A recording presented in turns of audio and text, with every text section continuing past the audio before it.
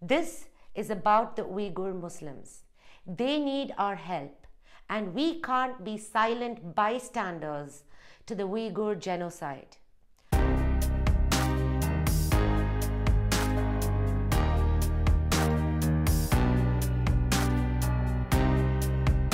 Hi everyone, welcome to the Humane Factor, our space to talk about how social issues and policy decisions impact people of the world. I recently spoke about China's treatment of North Korean defectors. Sadly, China's human rights violations don't stop there. In the last few years, it has come to light that China is cleansing out an entire ethnic group under the guise of a campaign against terrorism, the Uighur Muslims. But this video isn't about China, because I don't want to give China more importance than what it already has. This is about the Uighur Muslims. They need our help, and we can't be silent bystanders to the Uighur genocide. I'm going to briefly tell you what's happening to the Uighur Muslims and 5 ways you can help them right now. Now, when I mention China in this video, I'm talking about the present government. This has nothing to do with the people of China. Now, to give you some context, who are the Uyghurs and why does China want to get rid of them?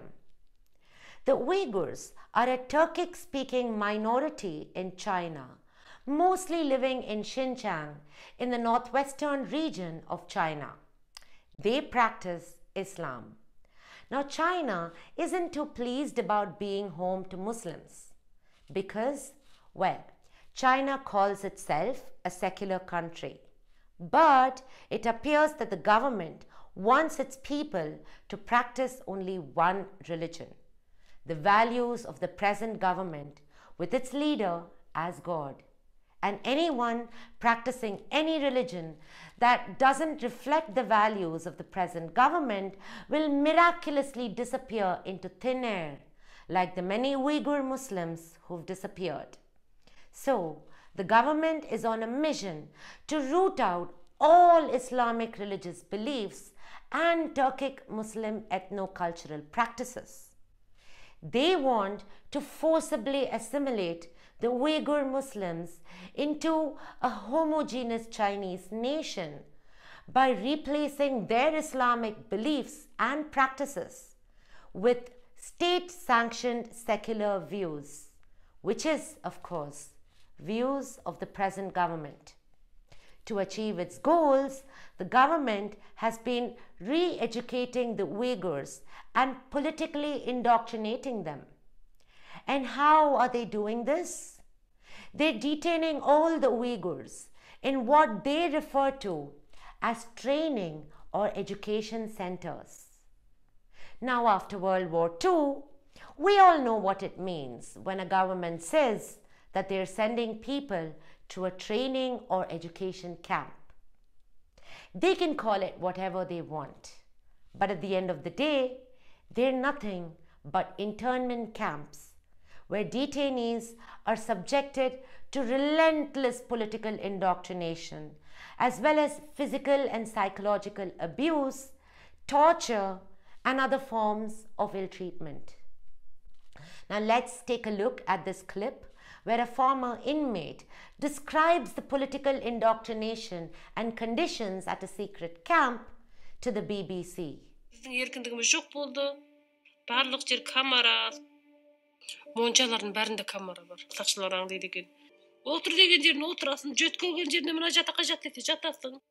Миыңды жуамыз, сен идеяңда мәселе бар.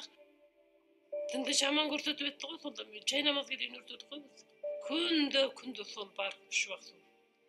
О жақта тіл мен дінді жойып жатыр ғой.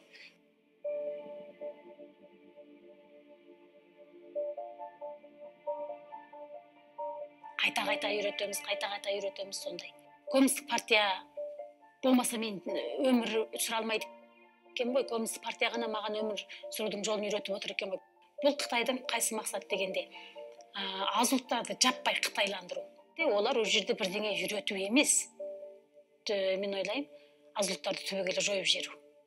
As you can see, the government wants unwavering loyalty to the ruling party and believes that the Uyghurs' cultural and religious practices threaten that aspect. Now at present, there are more than 1 million Uyghurs detained in these prison camps. It's hard to get an accurate estimate of the actual number of people detained because the government has taken extreme measures to prevent information about the situation from being documented. The Uyghurs are sent to these camps for a number of random, arbitrary reasons, including wearing a veil or a headscarf, growing a long beard, or even simply applying for a passport, because traveling outside Xinjiang is viewed by the government as radicalization. Now let's take a look at satellite images of these camps and what it looks like inside. But sleep up to 10 a room, sharing a toilet, with no idea how many months or years it will be before they can return to their families. Over the past few years, a vast network of high-security facilities has been built across China's western region of Xinjiang, surrounded by high walls, barbed wire, and watchtowers. But in some of the places we're being taken to, the satellite images show that the internal security fencing and what look like watchtowers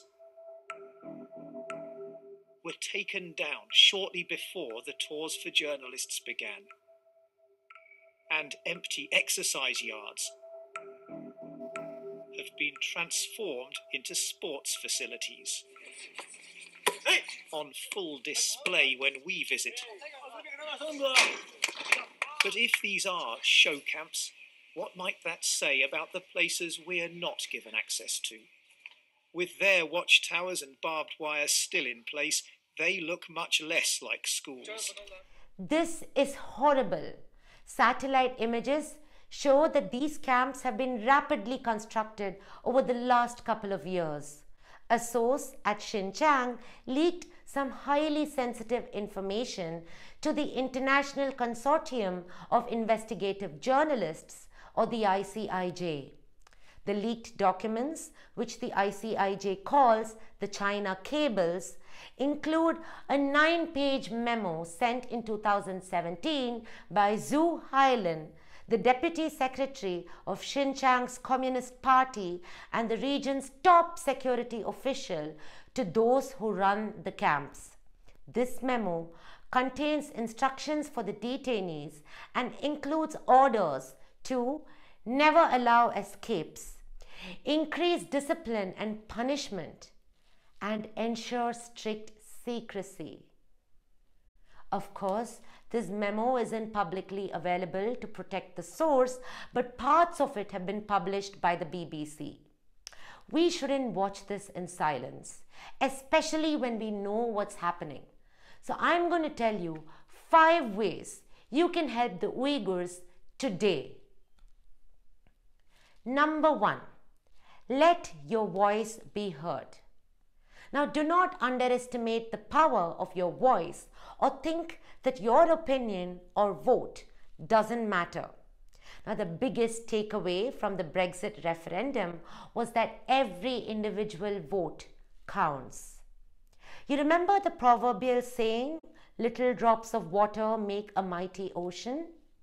Well, we need those little drops right now if we want to make a mighty ocean tomorrow.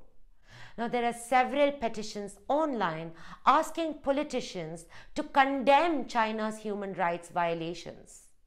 There are also petitions online calling on the International Olympic Committee to not allow China to host the 2022 Olympics until these internment camps are closed. Sign these petitions and let your voice be heard. Now, number 2, do not support forced Uyghur labor. Do you know many of the clothes you buy for a low price are made by the Uyghurs who are forced into labor? Now, top brands have come under the radar for being at the end of the long, often opaque supply chains that travel through Xinjiang. The Uyghurs at Xinjiang are forced into training programs that feed workers to these factories. Now, the New York Times reports that 1 in 5 pieces of cotton clothing contains material from Xinjiang, which produces 84% of China's cotton. What you can do to help is practice conscious fashion and living. Know what brands you're buying and boycott brands that you know thrive on forced labor. If we all boycott these brands and there's a decline in demand, countries will eventually stop importing products made by unwilling Uyghurs. Join campaigns that request countries to demand transparency for supply chains so that companies are not inadvertently sourcing material generated by forced Uyghur labor. Now, if you work in retail or fashion, call on your employer to stop carrying or using products made from forced labor. The only way brands can ensure that they are not profiting from the exploitation of Uyghurs is by ending relationships with suppliers who are part of this system. Number 3, donate. Sadly, because of government sanctions, humanitarian aid can't enter China. However, what we can do is help the Uyghur refugees who have managed to escape to Turkey or other countries. Now, find a charity that provides food, housing and education to the Uyghur community and donate. Talk to your family and friends about this and ask them to donate as well. Do you know that just 20 pounds, which is roughly $28 can help feed an entire Uyghur family for 1 whole month? Every small amount matters. The number of people who donate matter more than the value of the donation. Even small amounts from a large number of people can secure the long-term stability of an entire Uyghur family. Number 4, get involved and support. Now, there are a couple of advocacy groups and NGOs like Save the Uyghurs, the Uighur Human Rights Project, or One Nation's Help the Uyghur Initiative. You can join these advocacy groups in their mission to help the Uyghurs. On the Uighur Human Rights Project website, you can find a list of companies with branches in Xinjiang. You can campaign to encourage these companies to cut ties with the region. Now, you can also get personally involved and spend some of your free time volunteering with these organizations. Now, remember, these organizations function on limited funding and resources. So, spending a little bit of time sharing your skills with these organizations will make a huge difference. Now, the Uighur Human Rights Project is almost always looking for volunteers with very basic IT or computer skills, social media skills, and research skills. They are also looking for people who speak Chinese, Arabic, Turkish, Malaysian, or Uyghur to help with translation. Most of these opportunities are virtual. See how you can help and get involved. Getting personally involved and supporting these organizations by sharing your skills will make a huge difference. Number 5, speak up on social media. Use social media as a medium to spread awareness. Now, you can do this in so many different ways.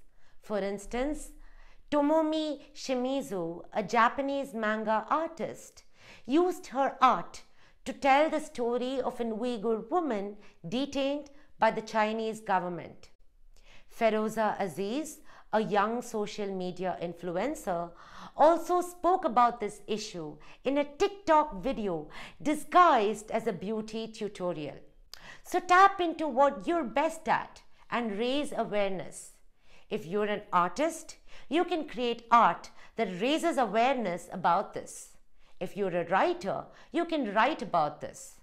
If you're a social media influencer, you can talk about this.